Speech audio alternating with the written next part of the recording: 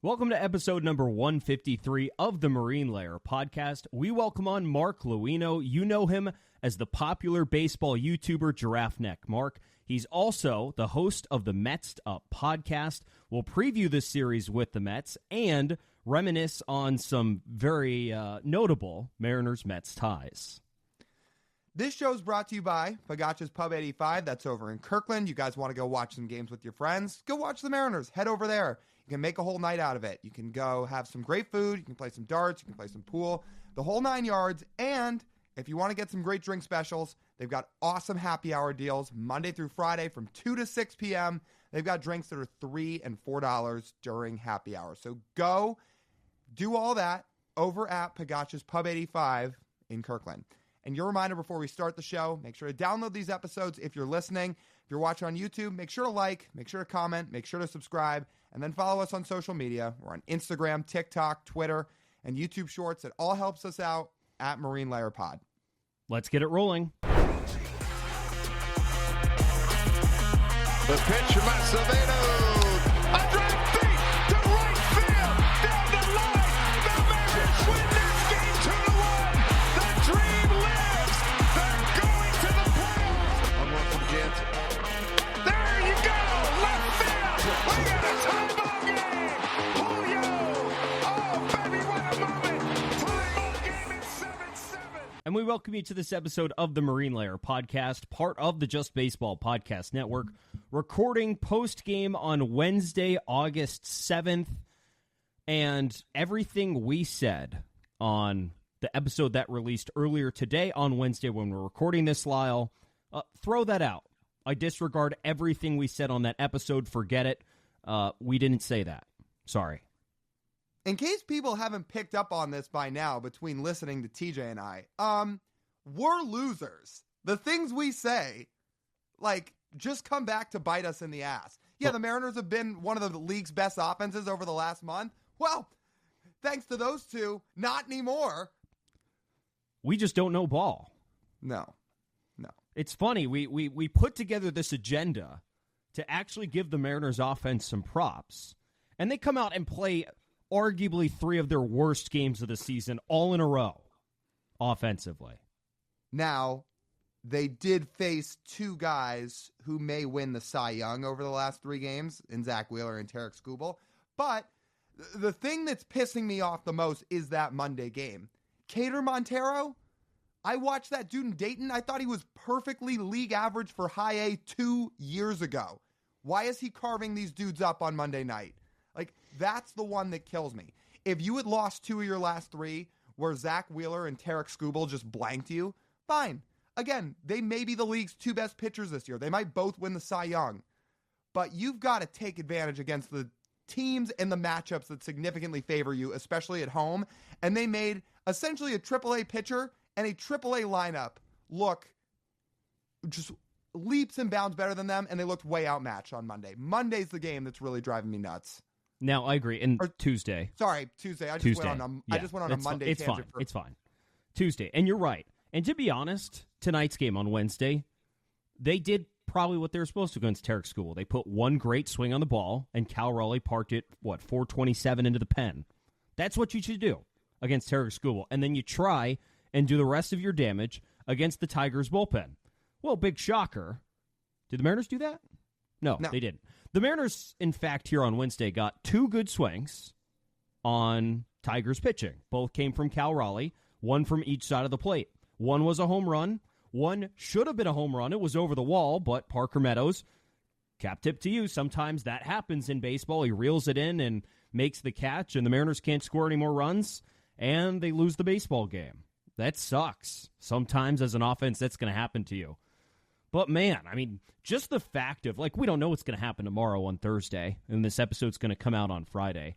But they have lost a series to the Tigers. They built up this goodwill winning a series against one of the best teams in baseball. Finally. It has been a month and a half since you've beaten a real baseball team in a 3-game series. And then they go around, and, yeah, the Tigers' record is fine. But if you take a look at this roster that the Tigers are rolling out there, I mean, holy crap. So, just to give people some context, Jack Flaherty's no longer on the roster. Most of you probably know that. He was traded to the Dodgers. So that is an extra starting pitcher that's been very good this year that the Mariners don't have to face. Additionally, the Tigers' two best hitters are not playing. Riley Green is on the IL, and Kerry Carpenter's been on the IL for weeks now. So you take those two out of the lineup, what do you get? A triple-A lineup. Yet somehow they have scored 10 runs in the first two games against arguably the best staff in baseball. I'm going to be completely honest. Like, this Wednesday game was hyped up. Look at this pitching matchup. Oh, my God. Tarek Skubal and George Kirby, two of the best pitchers in the American League this year. Runs are going to be so hard to come by. First batter of the game, this guy named, excuse me if I hope I get this right, Wenceel Perez, who I have never heard of before. I mean, never. Takes George Kirby deep. I'm sitting in their gym. I'm like, oh, it's game over, isn't it? Yeah. It kind of was. It kind of, technically it was. Yeah. Mariners never got the lead.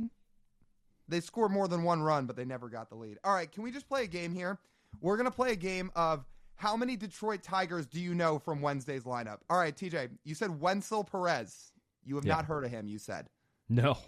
Now, the only reason I know who he was is because that's another guy who I saw play while I was in Dayton. Again, he was like a high A, average, maybe slightly above average hitter back then, just from how I watched him. So that's one.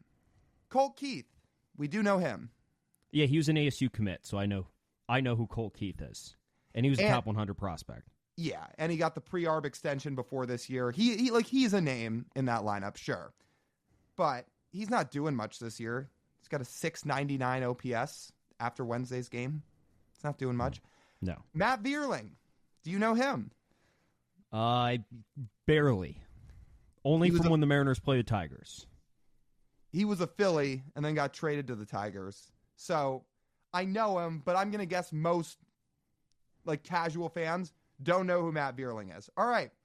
Bly Madrice hitting cleanup. While you're trying to get yourself together from laughing, I'll just say I do not know who that is.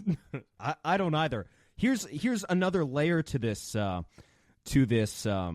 trivia. Where did he go to college? Bly Madrice? I don't think I've ever seen a Major League Baseball player go to this college. I don't know. Do you know any other Major League Baseball players that have played their college ball at Colorado Mesa? I'm going to go with no. Yeah. Well. All right. Batting fifth, Gio Urshela. We know him. There's one. Parker Meadows, kind of. Barely. Another guy saw. Not even the most notable Meadows in the big leagues. No. I always, not even as a Tiger. Right. And everyone knows Austin Meadows, I think, for the most part. Any semi-knowledgeable, multi-team baseball knower. For the record, too, Parker Meadows, while he had a little bit of prospect type, he has a 627 OPS right now. So that tells you anything. Zach McKinstry hitting seventh, who I know from the time he was a Dodger, and he had that red-hot first, 6 weeks is his time as a Dodger, and then has basically done nothing since. Yeah, I'm with you on that. We all know Javi Baez, who, with his contract, has been relegated to the 9-hole on Tuesday and the 8-hole in the Tigers lineup on Wednesday with an OPS of 493. Wow. And by the way, since we didn't read McKinstry's, his OPS is 554. 554. And then rounding out the 9, Jake Rogers at catcher, who I barely know, yet he took Cal Raleigh deep, took George Kirby deep tonight to raise his OPS to 601. He got it over 600 tonight. So how George Kirby only went 5 innings, allowing 7 hits and 3 earned runs against this lineup, 2 homers. How? Well, someone explain it to me. I also would like to know, actually, never mind. I just answered my own question. Again, I was going to talk about the offense not scoring again, but they faced School tonight. I think I'm still stuck on Tuesday's game when they weren't scoring. Should we name some relievers now, too? Sure. Have you ever heard of Brennan Hanefee? Nope. Nope. Well, 2016 draft, 4th round, the Orioles. He has pitched 9 career big league innings.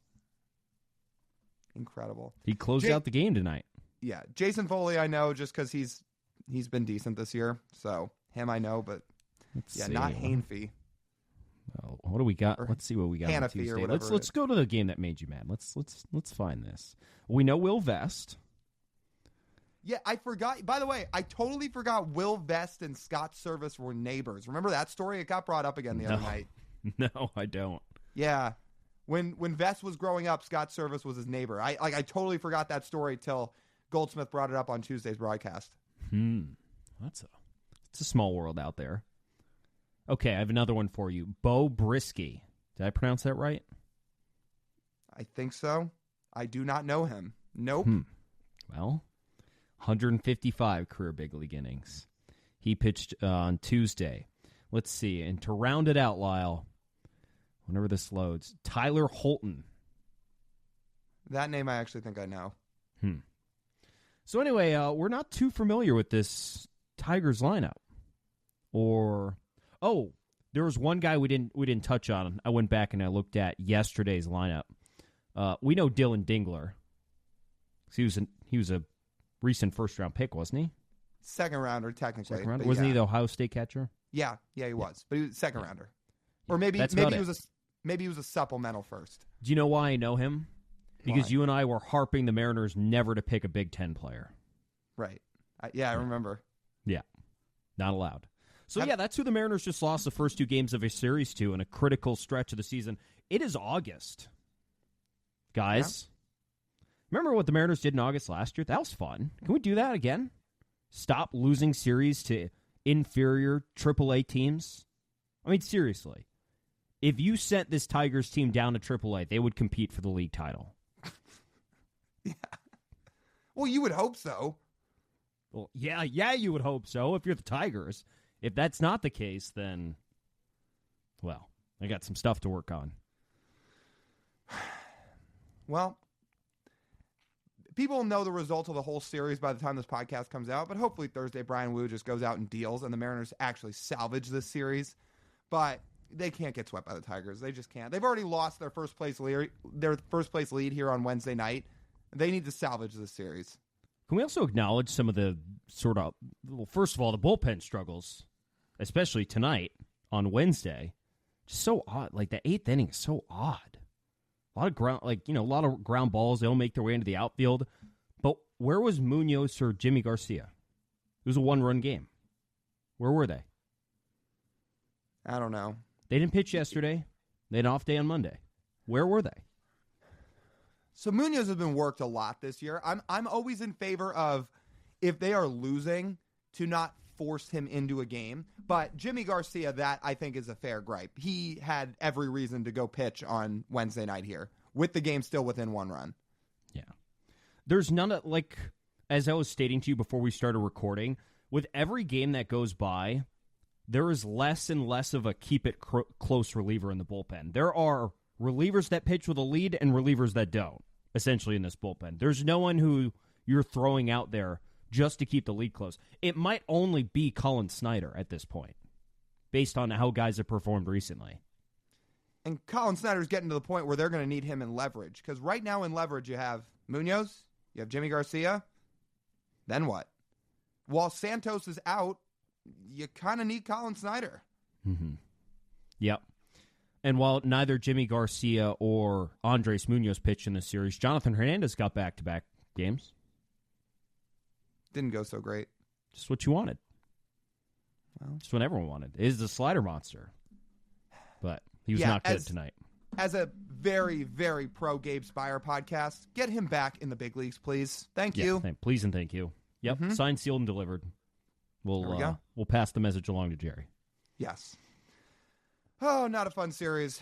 Hopefully this Mets series goes a little bit better. That's all I got. Yeah, what if we waited to record this until after the series was over? How do you think our mood would be? You think it'd be worse? The whole Tiger series or the Mets series? Whole Tiger series. No. Like when we normally record this on Thursdays.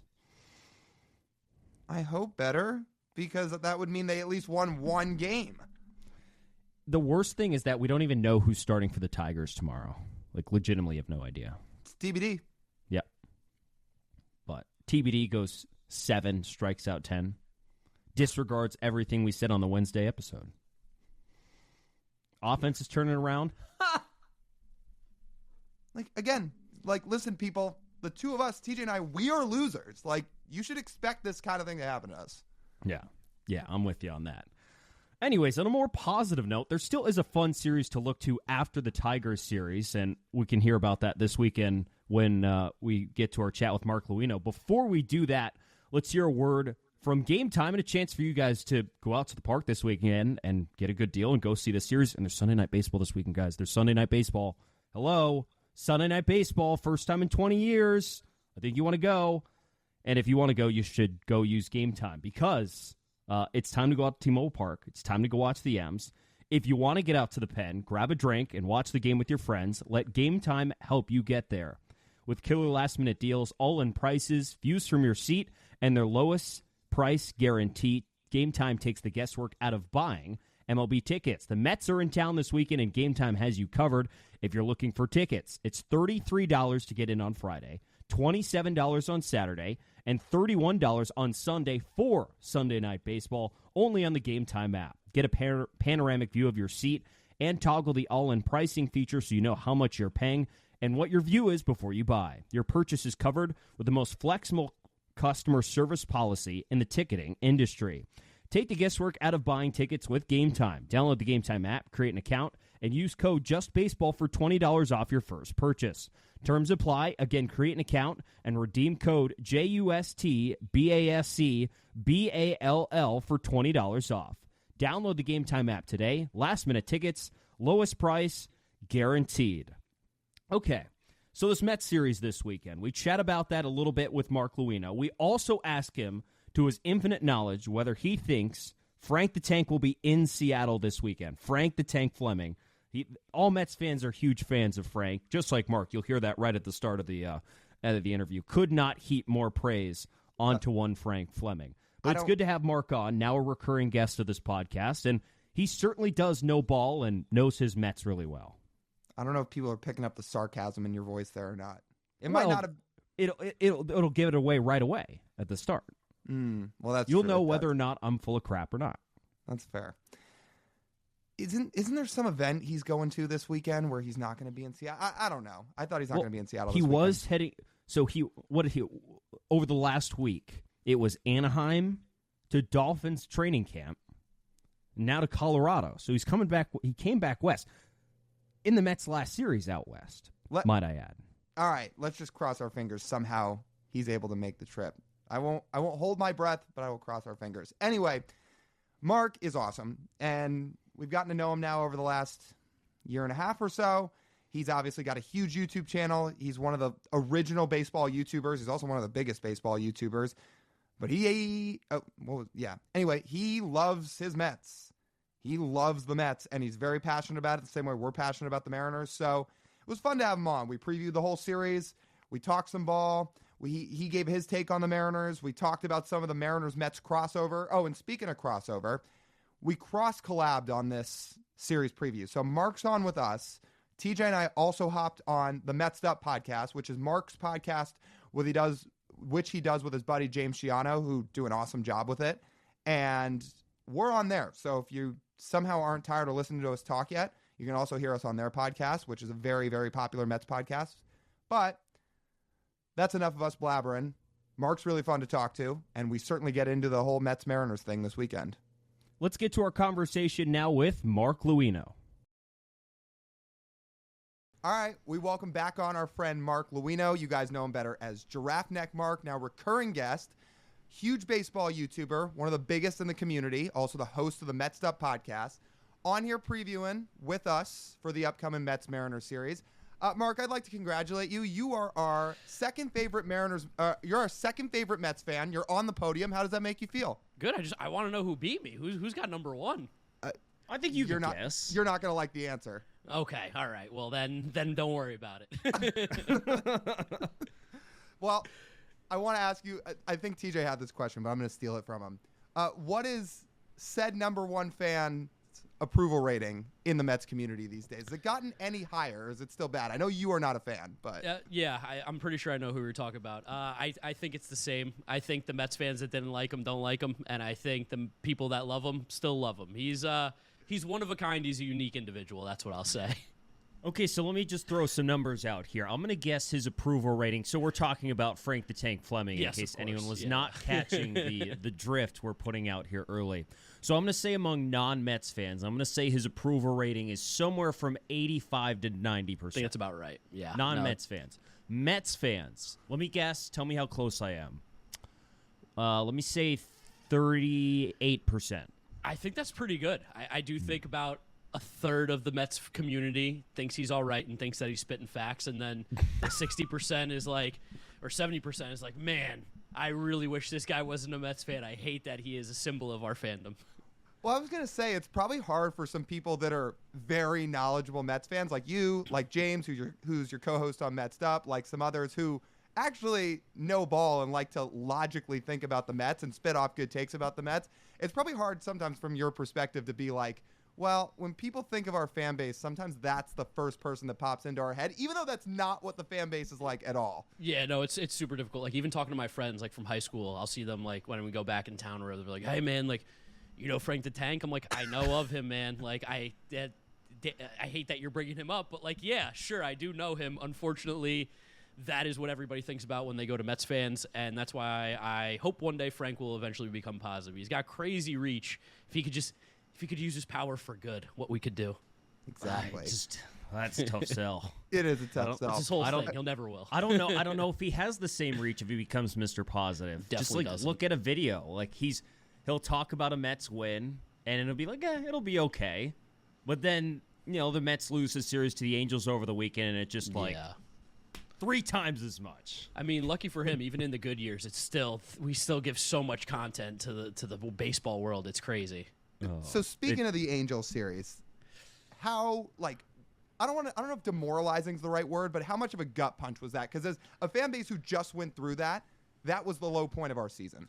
Yeah, I mean, it's definitely not the low point of our season because we had some low points earlier on in the year. But the way that we described it on the podcast is like the disappointed parents. Like, I'm not mad. I'm disappointed. Like, you should have done better. We expected more out of you. This is not who we thought you were.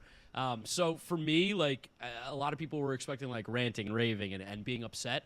I'm like, let's just forget about it. Put it in the rearview mirror. Don't worry about it. We got a big game against the Cardinals happening right now as we're recording this.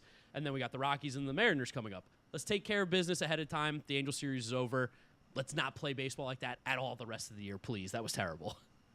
But it's like a low point of the last 2 months. The last 2 months have been great for the Mets. It's been fantastic.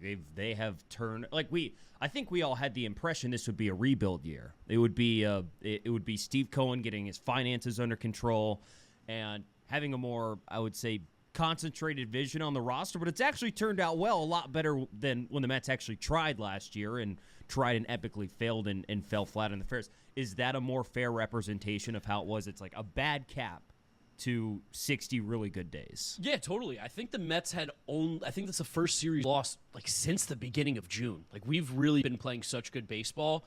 So I think the way that they lost left a bad taste in people's mouth, especially like after the deadline, and you have high hopes. The Angels are a horrendously bad baseball team, so you just know that you should be able to sleepwalk through them, and to lose those one-run games in the way that they did, it gave people more ammo for like what is a just negative fan base to begin with in general. So this is like, it's like a good little heat check, I think, for Mets and Mets fans too. Like, hey, remember, we are still the Mets. We're not a World Series contending team right now. We're just trying to make the playoffs and get there. What keyed the turnaround after May ended and June started? Why did the Mets start playing so well? It weirdly coincides with Jorge Lopez being taken off the team. I don't know if his vibes were truly that bad, but that day, I think the Mets have lost maybe 2 series since that day.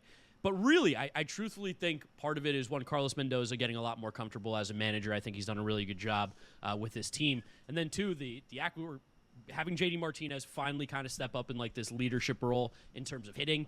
He's done so many great things for the preparation and the work that these guys do before the games that the Mets just were previously not doing, which sounds pretty crazy. And then just bringing in a vibes guy like Jose Iglesias. Like, OMG is contagious. the Mets were a little bit tight before that whole scenario. It felt like they were playing with a lot of pressure that they'd put on themselves. And guys like Jose Iglesias, JD Martinez, even Francisco Alvarez just coming back and being healthy, getting good players back. Mark Vientos, it's another thing. We've had an incredible third baseman where that was a black hole the last 2, 3, 4 seasons. He's been phenomenal. So everything's just kind of been going right in the Mets world, except for the bullpen, which that's what we addressed at the deadline. I need to go back to the non-baseball part of this because I had it written down. So when did Jose Iglesias come out with that song? So OMG, by the way, Jose Iglesias, the baseball player, came out with a song, and it's actually very good. It's a bop. I like it a lot. There's a video of the Mets dancing on the field after a win to that song. Like, it is fantastic. So can we get a little backstory on that?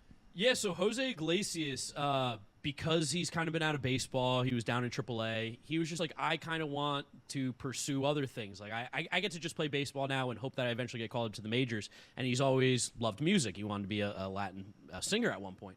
So he just kind of messed around and started making music. I think he's had a couple other songs besides this, but this was like his first big one, big production, music video, and everything. And then when he got called up, I guess everybody kind of knew about it. And it started off that they were playing it during home runs at Citi Field, but nobody really knew what it was because the song wasn't out yet on Spotify or YouTube or anything. It was just like, oh, this OMG song plays, and everybody in the dugout was doing their stuff with the hands, and they seemed to be loving Jose Iglesias. And then you saw him do the concert after the game when it was like, oh no, this is Jose Iglesias' song. It's coming out on Apple tonight or whatever it's going to be. Everybody download it, and since then it's just taken Mets World by storm. I love it. So the vibes of the Mets season is what I wanted to kind of ask you, or make sure we asked you about here, because we can dive into the numbers and like how good the offense has been, like in a couple minutes here. And I know the three of us can all break stuff down whenever, but I'm just curious about just the almost roller coaster of the season. Because first 2 months, right, it feels like, yeah, it's a rebuilding team. They're not playing all that great. May especially was a bit of, was a down month. Yeah. And then all of a sudden you've got the grimace June. You've got a player who puts out this wildly popular pop song, and then all of a sudden now, like, the Mets are within a game of a playoff spot. Has it been like a weird roller coaster vibe season for you guys? Yeah, it's been out of control. Like, the amount of times I've told myself the season is over, and like, I think the lowest we got to was 22-33. I think at one point was like the worst we were, and that was literally right before June. And I remember being like to James, like, dude, how are we gonna do this podcast, man? Like, I can't go on another 3 months talking about how terrible this team is. Like, that's just not what I like to do. When they stink, I'll watch them and I want to forget about it. I don't want to like reminisce and remember all the terrible things that were happening. And then for them to turn it around in the way that they did, June and July flew by. Like, it's incredible how quick the summer can go by when you're playing good baseball. Didn't feel like the dog days whatsoever. Beating good teams, playing good. The vibes are incredible. Like, Citi Field's finally rocking again, which is awesome to see because it was getting super, super empty towards the end of May. There were not a lot of people at games. It's just nice. It's really good, especially just like in general speaking in New York. When both baseball teams are good in New York, there's really a buzz, let alone one. So the fact that the Mets and Yankees are both playing pretty good baseball right now, it also helped with the Subway Series too. Like, there was good vibes going on. Oh yeah, how crazy was that Subway Series? Especially awesome. The fact the Mets won it. Sweep and taking all four was like amazing. It was euphoric. Okay, so if we wanted to actually break down the Mets here from a little bit of a more analytical standpoint, vibes aside, like, why has this offense taken such a jump forward this year? Because last year, it was, a middling offense, slightly below league average offense? It's about the same roster, but they are leaps and bounds better from where they were a year ago. Yeah, I mean, I think the big difference is that Marc Vientos is in this lineup. And if you look what he's been able to do, he's been like 50% better than league average. He has an OPS approaching 900, destroying left-handed pitching. And at the third base position the last couple of years, we've had Brett Beatty. We had Eduardo Escobar. There's guys that I'm sure I'm forgetting because they were so bad. But it really was a black hole. We came into the season hoping that we would get a league average player at third base. We're like, if Brett Beatty can play solid defense and have an OPS around 700, we'll be happy for the year. So to get Vientos, who is technically playing some god-awful defense at third base, but he's got a 900 OPS, that's huge to this line. It makes it so much deeper. The fact that Francisco Lindor is hitting so well. Brandon Nimmo's having a great year offensively. And then you even look at guys like Harrison Bader, who's been a league average hitter with elite defense. Like, that's huge coming out of the 9-hole. Francisco Alvarez hitting 7th or 8th. He's been a plus average hitter this year despite his struggles. They've been able to really figure out how to make this lineup gel and work. And that's one thing I loved about Carlos Mendoza, is that when Lindor was struggling, when Nimmo was struggling, when Alonso, all these guys were struggling, he was trying to find ways to put them in scenarios to be as successful as possible. We started the year with Nimmo, Lindor, Pete, or Nimmo, Lindor, someone else hitting third, Pete. He's moved it around. Pete's back to the 4-hole. Lindor's leading off. Nimmo's hitting second, and everything's just gelling. He's pushing all the right buttons. What about Pete? Is he having the walk year he's wanted? He's actually having a better year WRC plus wise than he did last year. But some of the stuff I'm reading just doesn't give the impression of people feel that way. How do you feel about that? Yeah, so Pete does have a weird thing right now where all his numbers are coming in super low leverage situations. Like the splits are pretty insane, and I'm not someone who normally buys into that too much. I think there is a clutch factor. There is something to that. But Pete this year has been definitely pressing more than ever, and that's just something you'll notice from watching him day in and day out. When the big moments come, he tends to crumble this year, and I think it's because he knows how important it is, not only to the team, but how important it is to his own future success to come through in these moments. Like you said, the year is kind of sort of better than last year. I think we're probably not going to see him hit 40 home runs this year unless he gets crazy hot, which I personally hate. I hate the whole, there's this narrative in the Mets world and in Pete Alonso's head to hit for a higher average and the home runs will come, and I think that's so the wrong approach to have for him. But if he plays well, I don't really care. He's also cost himself a ton of money this offseason. What he turned down from the Mets, I can't imagine he's going to get close to that from the Mets again this year. What was the deal? I think it was somewhere along the lines of 7 years. Joel Sherman put it out. I gotta find it was 7 for $158 was what was offered, and that actually felt, I think, like a fair price. It also got misconstrued in the Mets world of Pete doesn't want to take all this money, he wants more. I think Pete never wants to sign a contract again. I think he wants 10 years, and I think he'll take a little bit of a discount. But I think he's just I never want to go through a contract year again. This is stressful. I want to stay in one place the rest of my life. Let's figure it out. I think it got taken as he didn't think the money was enough rather than the years. In this economy, who's handing Pete Alonso a 10-year deal? Nobody. Nobody should. And that's the problem, and this is where Scott Boras is the best and the worst agent in the world, because when you're at the top, he's going to get you paid like nobody else. But when you're kind of in this Pete Alonso, Cody Bellinger, even Blake Snell, Matt Chapman, group of you're one of the 5 to 10 best at your position, you kind of get priced out sometimes because he makes you think you're worth more than that, or he's going for more. And unfortunately, I think that's going to happen to Pete this offseason, unless he gets crazy hot, which I'd love that problem. Do you think he stays a Met? Because I think there's a lot of Mariners fans that would love to see Pete Alonso in the Pacific Northwest, but I have the impression that he wants to stay in Queens. I do too. I think Pete wants to stay a Met. I think Pete will be a Met. It does come down to what this negotiation is going to look like with Scott Boras, and it's such a weird dynamic because we have the most money in the league. This guy is an integral part of the team and the community and the look of this franchise. He's been so massive. So how much are you going to really pay him? How much is he really worth? He's not worth Freddie Freeman, Matt Olson money. He's not as good as those guys. It's just that simple. And he wants more than them. So if he wants more than them, unfortunately, let him go. There's a lot of other good free agents available next year. Corbin Burns, Juan Soto, that I'd much rather spend that $20+ million a year on. If there were anywhere he'd go, I'd love for him to go to Seattle. Please, if he's not going to be a Met, take care of him. I'll be buying a Pete Alonso jersey in Seattle. So what would the Mets offer him now?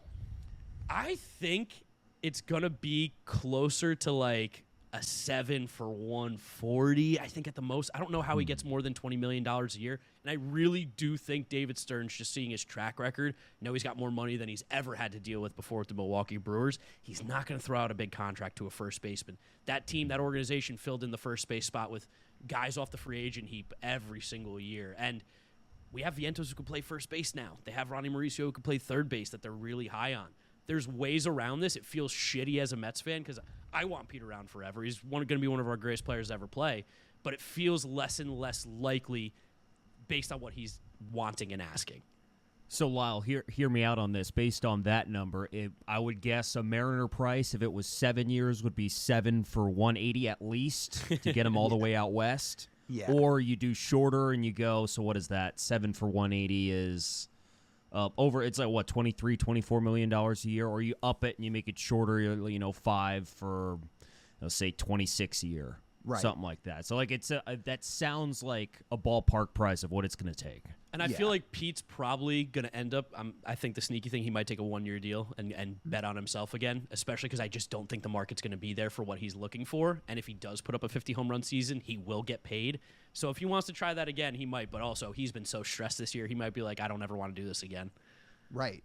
Yeah, and if there's any Mets fans listening to this or any fans of Marc listening to this, the reason we're putting out the price that we think Pete would cost to go to the Mariners is because there is a significant uptick that it's going to take for the Mariners to sign any free agent ever. That's just how it goes. Like, the travel's crazy, ballpark's not hitter friendly, organization track record wise is not great. So it takes a lot for the Mariners to get a real free agent bat. So if they were going to actually go after Pete, they're going to have to outbid the rest of the market. So I'm interested in it. It's just, are the Mariners interested in it? That's the thing. So, is Francisco Lindor, by the way, as we're still talking about the Mets, he's got to be the most underappreciated superstar in baseball, right? Like, the dude's played 10 years and has 10 years, he has 5 top 10 MVP finishes, and it feels like people still undervalue him. Dude, even this year, he's fifth at 4 among hitters at 5.2. And, the only guys ahead of him, Jarren Duran's having an insane year, but I think I'd even probably still take Lindor over him. And then it's Ohtani, Gunnar, Juan Soto, Bobby Witt Jr., Aaron Judge.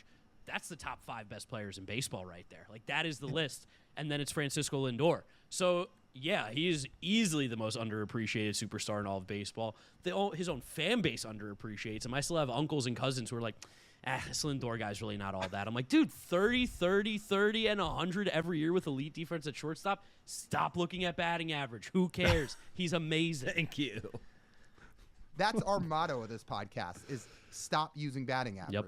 There's about 1 million better ways to evaluate a player. It's almost like a stat that was invented 130 years ago. Crazy. Isn't all that great to use now? It's crazy. There's the stat over the weekend that Schwarber had Schwarber was hitting 207. And Luis his reach Ariz base was hitting 330, and over the last 3 years, Schwarber has reached base more times than Ariz has. And I love some good Luis Ariz slander. If you follow me on Twitter, I've just been poking the bear all season long, being like, Luis Ariz ain't that great. He's not that great. I had a tweet ready for later in the year about Kyle Schwarber getting on base more than Luis Ariz, literally scheduled, to the point where I'm like, this is why batting average doesn't matter. You're going to take the guy who's going to hit 40 home runs and gets on base more. Right. I mean, it is funny, the Ariz discourse. I know he was in that 400 range last year, and people were talking about him as a batting title guy, but in all reality, a first baseman that plays bad defense, that hits for average and basically no power and also doesn't walk, I'm not really sure what the value is there. It's annoying, too, because he's a player I'd actually really like to root for, but because of the discourse that's come out with him and comparing him to Tony Gwynn, which is I can't even believe Padres fans would consider doing that. He's rolling over in his grave. I have to root against him now, and that's how it is. Uh-huh. If we want to talk shift to a more Mariners and Mets angle, I want to ask you about someone who used to be a Met a long time ago who is now currently a Mariner. As you could guess, it was Justin Turner. It was 11 years ago now that Justin Turner last suited up as a New York Met before he went to the Dodgers and his career really took off. What do you remember about Justin Turner as a Met, and how can you put into words how much better he's gotten and how his career has really taken off? Yeah, I mean, I think Mets fans forget he was bad. He was not a good player. There was no reason the Mets should have given him another chance. He played, I think, 100 games in a year and was a below-average player. So, for me, he would have been forgotten. It would have been oh, yeah, remember Justin Turner? Had he not had his career explode with the Los Angeles Dodgers. But, really, at the end of the day, I kind of have no good feelings towards him. I dislike him because he's a Dodger. I respect him as a baseball player, but he haunted the Mets. Even in the playoff series that we went up against him, and luckily we won, he was unbelievable. I think he hit 400. The dude's an absolute stud, professional hitter, was never even close to this good with the Mets. So I have little to no positive memories with this guy. Oh, that's 2 for 2 podcast appearances that you've made on here and had some ex-Met that you needed to slander. Last time was Paul Sewald, now it's Justin Turner. Yeah. I'll slander Justin Turner, but he stunk with the Mets. I mean, that's fair. How are we feeling about Jesse Winker so far? Another Mariners Mets tie. Yeah, no, dang, I forgot you guys had him. I like him. He's a guy that I wanted on the Mets ever since he waved goodbye. I was like, dude, this dude's a villain. He's got a little dog in him. He's got a little edge. He's also a good baseball player. Gets on base, hits for power. I love the acquisition. We gave up absolutely nothing that I'm worried about. Like Tyler Stewart will be a major league pitcher at some point, but maybe a reliever, so who cares? And he's someone who immediately made this team better. We were playing DJ Stewart and Ben Gamble almost every single day. He's just significantly better. So I'm happy to see he's here. Hope he gets hot soon. Are the Mets putting him in the outfield? They've played him in right field quite a bit, which is going to be a interesting experiment. That being said, Starling Marte was playing right field and was the worst defensive outfielder in baseball when he was healthy, so we can't really get that much worse. I think it can. I don't know, man. Dude, he has, I think, lower OAA missing all these games than Jesse Winker even still has. Well, he's been horrendous. You should have seen some of the routes that Winker was taking. taking. You got a tough right field. I'll make the excuses for him. So I was going to say, I think Winker's defense has taken like a slight step forward this year, but I was going to say 2 years ago. Yeah. Oh my God. Like I couldn't believe what we were watching half the time in left field. Maybe right field just better suits him. Who knows? Maybe for whatever reason he just likes it better out in right field. But yeah, it's crazy. It's okay. There's crazy Mariners Mets ties. You just listed Ben Gamble too. That's another former Mariner. What about Mariners legend Ryan Stanek? Frank the Tank's too, number one guy. Yeah, thank you guys for that. Me and James had on the podcast like all off season. We think David Stearns listens because we'll name guys like Ryan Stanek and like these just random players, and then they end up coming to the Mets at some point during this year. So we're glad to have him. I know his first appearance went about as bad as it physically could have, but Stanek's got good stuff. I was happy to know that you guys were like, yeah, take him, get rid of him. He's got so the way we were talking about it, he had the best stuff of anyone in the Mariners bullpen. He was not the most productive by any means, but I don't know how much you look at Stuff Plus on Fangraphs, Mark, but across the board, it's easily the best. It's not even close. No, his fastball's electric. The splitter's awesome. Like he has two really good pitches, and then like the third, he's able to mix those two, able to get lefties out. I was really like, wow. I'm surprised the Mariners actually let him go. Again, I know he didn't really perform that well for you guys, and you also make bullpen arms out of anything, so. Yeah. It's really just throwing strikes. That's pretty much it. He didn't throw enough strikes for the Mariners, and they're obsessed with that. If you're not out there throwing strike one, then it's tough to keep you on the roster. But it stinks it didn't work out, and hopefully it works out for the Mets. Yeah, I hope so. I love them. Okay, so if we want to transition to a little bit of your YouTube content, and this still ties back to the Mariners, you gave trade deadline grades about a week ago, and you gave the Mariners a B+, which, funny enough, that's the exact same grade we gave them. Our reasoning was good deadline. There weren't many teams in the American League that did more impact-wise, especially offensively. So almost like if you were to grade the Mariners on a curve to what the rest of the league did, you could even argue it was higher. But from a general stance, what we said is they still could have used one more bat. But that was our reasoning. I was curious to hear what your reasoning was. Yeah, I felt like they could have gotten one more bat. Just because Justin Turner kind of was terrible this year. So it was like one of those where you hope you can just squeeze any ounce of juice left out of him in that corpse of a body. But the idea of getting like Randy Arozarena, like he could just be the biggest impact back of this entire trade deadline. When he gets in competitive baseball, when he gets towards postseason time, there's no doubt he is one of the best performers year in and year out. Like he just gets incredibly hot. And he is under control. So like that alone, he's going to be there for the next couple seasons. I know they gave up some prospects to have some helium right now in Brody Hopkins and Aiden Smith, but they're like at A-ball, and it's like I will take Randy Arozarena for those guys every single time. Again, you guys have a great farm system, so you're not really going to miss them either. Mark, how would you feel about this comparison? Would you compare the Mariners acquiring Randy Arozarena to what the Mets did in 2015 with Cespedes? Could you draw a line there? I was going back and looking today. Not too dissimilar. Yes, I think in terms of like the way that these guys both play and the energy and the impact that they can have, I could totally see Randy Arozarena having the same kind of vibe as Cespedes. I actually really like that comparison a lot. The only difference is Cespedes like went astronomically insane in 2015. So if Randy does that again, I mean, if there was a guy that got traded this deadline with the bat, he would probably be one of my favorites to be able to do that.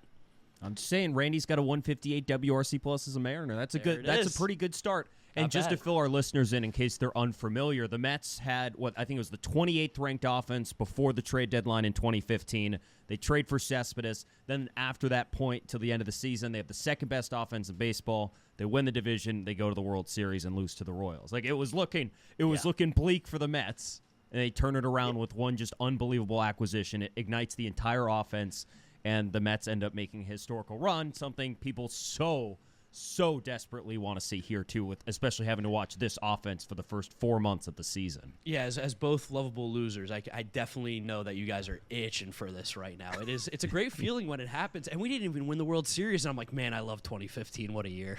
Man, I could only imagine. And, I'm so thrilled that they made that trade just because, well, one, like you said, Smith and Hopkins are good prospects, but they're a ways away, paired with the fact that I couldn't go another day watching the offense we were watching before the trade deadline. How you were saying in May, Yes. I don't know if I can podcast about this team anymore. And, I know you know this. You're a ball knower. You do national baseball stuff on your channel. But it was, I was pulling my hair out by the end. We were talking about our comparison of the Angels series. The Mariners-Angels series that they lost, which I was calling the low point in the season. Yeah. Not only did they get swept, but they scored 3 total runs in the whole series against the Angels at home. This was right before the Randy trade. I was like, how is this team going to win another game? But then since they made the acquisitions, it looks a lot better. Yeah, your guys' pitching is so insane. Like, if you could just score any runs, like, wow, how easy it would be to win baseball games. I know. It's crazy. All right, as we start to wrap this up a little bit, I have 2 questions for you, mostly Mets related. One is, what do you think this team's postseason ceiling is if they can get there? Do they have the starting pitching to win a playoff series? They have starting pitching to win a wild card, but I think it ends there. I don't know. It's just like, if Kodai Senga was here, I'd feel a lot better. But the fact that we're really relying on like Luis Severino, Sean Manaea, Jose Quintana, that's a little bit scary. Doesn't really make me feel great. And the fact that like David Peterson and like Tyler McGill, Paul Blackburn was a nice little pickup for us. I do like him, but I don't feel confident with any of those guys. And you probably just never have a single game in the entire postseason where you have the pitching advantage, that's really hard. You kind of need a guy every once in a while to shut people down. And while Manaea and Sevy and Quintana have been great, in the postseason, people strike out less, more balls put into play.